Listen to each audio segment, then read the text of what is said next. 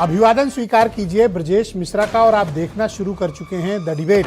बहनों भाइयों, तारीख 15 फरवरी और दिन रविवार का उत्तर प्रदेश की राजनीति में एक बड़ी हलचल हुई और वो हलचल थी नसीमुद्दीन सिद्दीकी का समाजवादी पार्टी ज्वाइन करना, सम्मिलित होना। क्या नसीमुद्दीन सिद्दीकी समाजवादी पार्टी को और मजबूत कर पाएंगे या फिर वहां पर वो वरिष्ठ नेता बनकर रह जाएंगे या फिर पार्टी के भीतर मुस्लिम लीडरशिप में एक नई गुटबाजी को जन्म मिलेगा? क्या होगा और क्यों नसीमुद्दीन सिद्दीकी ने समाजवादी पार्टी ज्वाइन की है? क्या मुस्लिम समीकरण साधने की समाजवादी पार्टी की कोशिश है या फिर इसके पीछे मसला कुछ और है? आज चर्चा इसी विषय की। बहन भाइयों, नसीमुद्दीन सिद्दीकी परिचय के मोहताज नहीं है। बहुजन समाज पार्टी में नंबर 2 की पोजीशन पर रहने वाले नसीमुद्दीन सिद्दीकी उत्तर प्रदेश में बहुत ही जाने माने और चर्चित नेता हैं। 2017 तक वो बहुजन समाज पार्टी के साथ बहुत कंफर्टेबल और बड़ी स्ट्रांग पोजीशन में थे, लेकिन मायावती से उनकी अनबन के बाद वो चले गए कांग्रेस पार्टी में और 8 साल तक कांग्रेस पार्टी में रहे। फिर अचानक से उन्होंने एक दिन इस्तीफा दे दिया जनवरी माह में और ये अटकलें लगाई जाती थी कि शायद बहन जी के पास लौट जाएंगे या फिर कोई और ठिकाना खोजेंगे या असदुद्दीन ओवैसी के साथ हाथ मिलाएंगे। तमाम तरीके के चर्चाएं थीं, लेकिन रविवार के दिन उन्होंने समाजवादी पार्टी के अध्यक्ष अखिलेश यादव की मौजूदगी में पार्टी ज्वाइन कर ली। तो नसीमुद्दीन सिद्दीकी के समाजवादी पार्टी में आने से क्या होगा? 3-4 सवाल हैं। ऐसा क्या कंट्रीब्यूट नसीमुद्दीन सिद्दीकी कर पाएंगे जो समाजवादी पार्टी के पास इस वक्त नहीं है? मसलन मुसलमानों का वोट आज भी उसका लॉयन शेयर 90% हिस्सा समाजवादी पार्टी को मिलता है। तो नसीमुद्दीन सिद्दीकी उसमें ऐड ऑन क्या करेंगे, वैल्यू ऐड क्या करेंगे? प्रश्न नंबर 1। नसीमुद्दीन सिद्दीकी के पास अगर और भी विकल्प थे तो उन्होंने समाजवादी पार्टी क्यों ज्वाइन की? क्या समाजवादी पार्टी अपने मुस्लिम समीकरण को साधने के लिए नसीमुद्दीन के लिए दरवाजे खोले हैं? यह जवाब हाँ भी हो सकता है। बिहार के नतीजों ने एक बार से बात स्पष्ट कर दी है कि जो यूथ मुस्लिम है उसके सोचने का तरीका अलग है।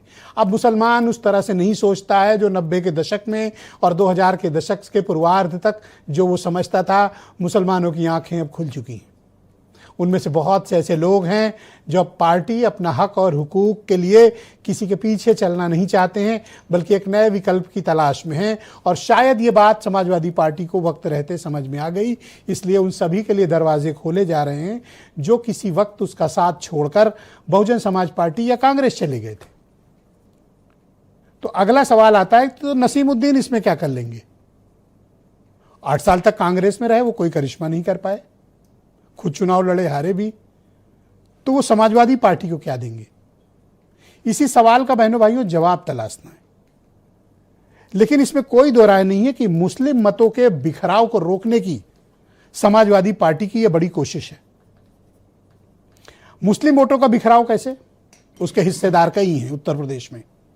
समाजवादी पार्टी ठीक है, लॉयन शेयर पाती है, लेकिन कांग्रेस पार्टी भी बैठी है जिसको ये बात हमेशा चुभती है कि समाजवादी पार्टी उसके वोट बैंक की छाती पर बैठकर उसने छीना है।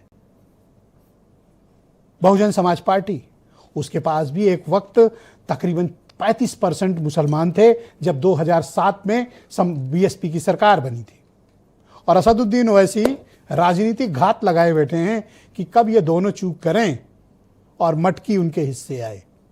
तो नसीमुद्दीन सिद्दीकी क्या इस बिखराव को रोकने में समाजवादी पार्टी की कोई सहायता कर पाएंगे या फिर वो एक वरिष्ठ नेता बनकर, एक ट्रॉफी बनकर समाजवादी पार्टी के भीतर रहेंगे और या फिर अन्य जो मुस्लिम लीडरशिप है उसके कान खड़े होंगे और वो चौकन्ना होगी, क्योंकि दूसरा आजम खां समाजवादी पार्टी के मुसलमान लीडर स्वीकारेंगे नहीं, वो भी इतनी आसानी से।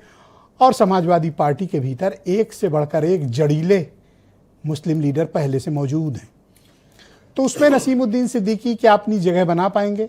इसमें कोई दो राय नहीं कि वो एक बहुत बेहतर कुशल संगठन करता है, लेकिन क्या मुसलमान वोट रिझाने के लिए उनका चेहरा पर्याप्त है?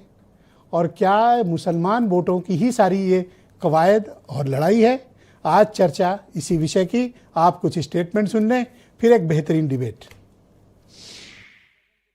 आपको भरोसा दिलाते हैं कि आपको सम्मान के साथ साथ आपके साथियों का राजनीतिक सम्मान भी हम लोग देने का काम करेंगे। इसलिए हमें खुशी है कि आपके आने से पीडीए की लड़ाई और मजबूत होगी। 2027 में पीडीए की सरकार हम सब लोग पीडीए के लोग मिलकर के बनाएंगे। लगातार अल्पसंख्यकों को गुमराह करने का काम लगातार करते हैं, पहले समय से करते रहे। कोई काम बताएं जो उन्होंने अल्पसंख्यकों के लिए अपनी सरकार के अंदर करने का काम किया हो। अब आजम खान की कोई जरूरत नहीं है। इसे नसीमुद्दीन सिद्दीकी जो भी प्रदेश सरकार में सीनियर मिनिस्टर हैं, तो ऐसा तो नहीं है कि अब ये तो समाजवादी पार्टी को तय करना है कि कहीं ऐसा तो नहीं आजम खान के प्रति उनका विश्वास या भरोसा उन पर कम हुआ हो, तो इसे एक उनके रिप्लेसमेंट के रूप में नसीमुद्दीन को लेकर के आ रहे हो। तो बहनों भाइयों, आज की इस परिचर्चा को आगे बढ़ाएंगे। हीरो वाजपेयी भारतीय जनता पार्टी के उत्तर प्रदेश में प्रवक्ता हैं, प्रियंका गुप्ता कांग्रेस कमेटी की प्रवक्ता हैं, फराज किदवई मेरे साथ इस कार्यक्रम में मौजूद हैं, समाजवादी पार्टी के प्रवक्ता है, एसएम अशरफ जाने माने मुस्लिम स्कॉलर है हमारे साथ इस कार्यक्रम का हिस्सा हैं, नावेद शिको सीनियर जर्नलिस्ट और वीरेंद्र सिंह जी हमारे स्टेट हेड। लेकिन डिबेट तो आज नसीमुद्दीन सिद्दीकी से